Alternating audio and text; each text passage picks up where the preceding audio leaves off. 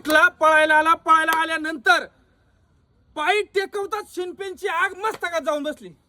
असं चर कुणी जाळ झाला सांगता येणार नाही. पोरांनो एवढा त्रास असतो ना पळताना, ज्याला शिनपेन होतं आणि ज्याला दुखतो पाहिजे, ज्याचा गुडघा दुखतो, हाडं दुखतात, हाडं ठिसूळ होतात, दुखायला लागली ना तर सांगायचं कुणाला, बोलायचं कुणा बरोबर. काळजातली आग आहे ना मस्तका जाती, सांगू शकत नाही. एकच लक्षात ठेवा, फक्त जो करतो ना त्याला माहित असतं. भरती करणं सोपं नाही रे दादांनो, जो करतो ना त्याला माहिती असतं. आणि ज्याच्या आई बापाला एखादा पुढचा माणूस जर विचारलं म्हणला ना की पोरगा 4 वर्ष झालं 2 वर्ष झालं भरती व्हायना, काय भानगडे, काय करतोय काय तुमचा पोरगा, अरे पण त्यालाच माहिती ना, त्याच्याच काळजात आग कशी निघते त्याची त्याला माहिती असती. पण नाव ठेवणाऱ्याला काय जातंय हो, त्यांचं जाणारच काय आहे, तेव्हा आपण करतोय त्याचं त्याला माहिती काय जातंय ते. त्यामुळं खरंच एक मनापासून विनंती आहे, जो करतोय ना पोरगा त्याला स्फूर्ती द्या, उत्साह द्या, त्याला म्हणा तुझं होईल, काम होईल, तू भिवू नको.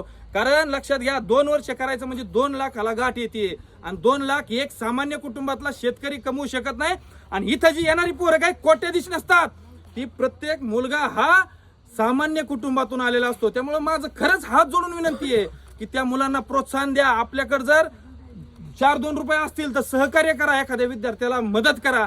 तो पोरगा अजून तुमचं नाव आयुष्यभर काढेल. अंगावरती जी वर्दी आली ना ती वर्दी घालून तो तुमचं कायमस्वरूपी नाव काढेल. त्यामुळं सहकार्य करा, सहकार्याची भूमिका ठेवा. पोरं करणारी भरपूर असतात या समाजात. काय होतं, काही 4-2 चकुजी येतात त्यामुळं बाकीच्यांचं नाव खराब होऊन जातं.